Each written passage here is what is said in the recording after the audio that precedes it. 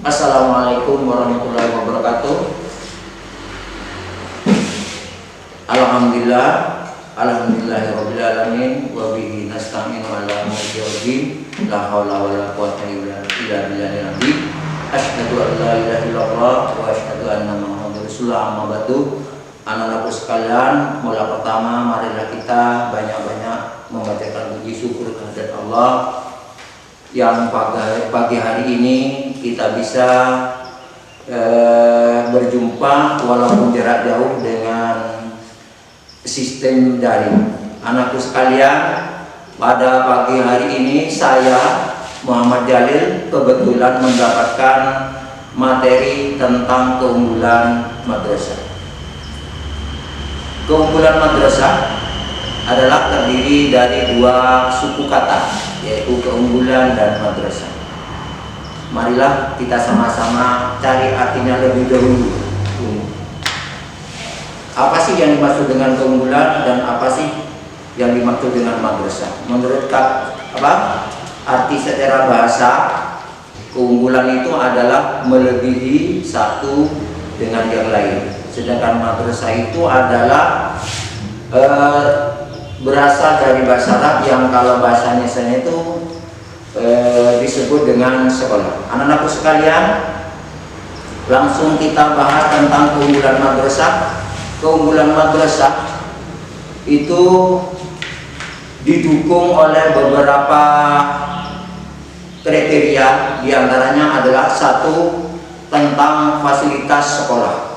Yang kedua adalah guru atau tenaga pendidik yang berpotensi. Terus di antara dua ini saya ambil contoh yang dua saja, yang lain itu masih banyak. Ini yang pokok saja, tentang fasilitas yang memadai. Di MTS Muhammadiyah 1 Randuagung sudah mempunyai beberapa fasilitas, di antaranya adalah gedung yang terdiri dari 7 ruang khusus untuk KBS. Yang kedua adalah masjid, terus tempat wudhu serta toilet yang terdiri dari toilet perempuan dan laki-laki. Anak-anakku sekalian, bukankah kita semua punya keinginan suatu keunggulan? Sudah otomatis kalau kita masih sehat otaknya, masih sehat jasmaninya, insya Allah semua orang itu menginginkan suatu keunggulan.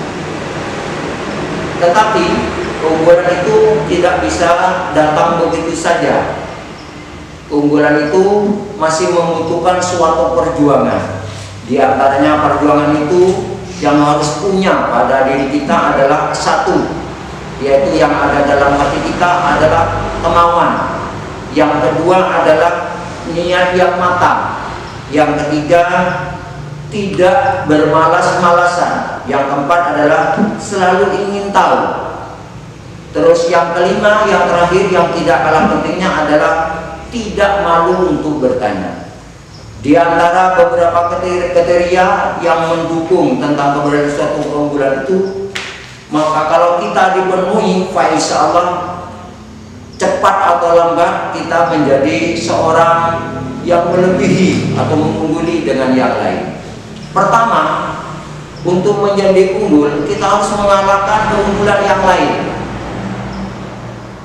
Anak-anak sekalian, keunggulan itu dibagi menjadi dua, yaitu keunggulan secara kelompok dan keunggulan secara pribadi.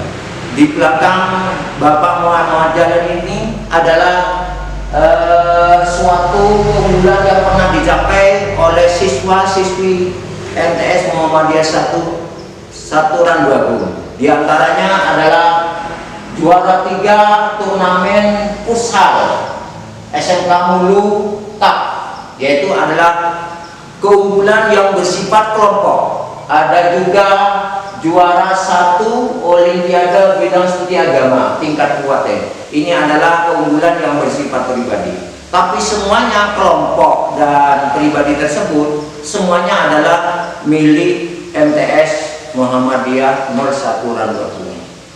Anak-anak sekalian, orang bisa bisa unggul, ini ada beberapa paket buku. Yang pertama tadi harus ada kemauan.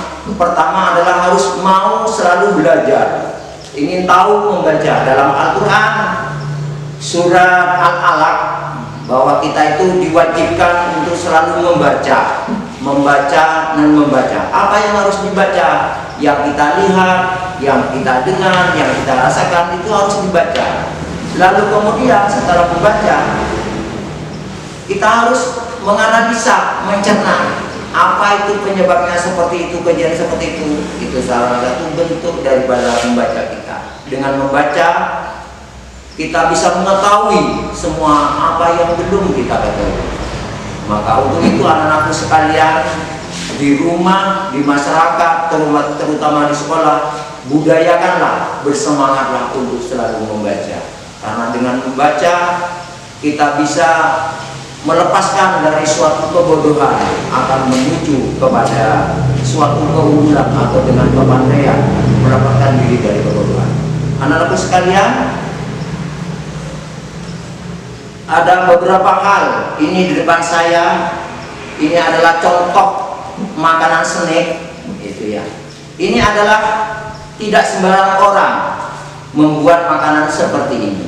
Ini awalnya adalah orang atau anak tersebut bisa membuat ini adalah pertama adalah membaca. Ini adalah snack, itu terdiri dari dua benda yang dalamnya itu adalah isinya. Yang luar ini adalah bungkusnya. Apa sih fungsi daripada bungkus?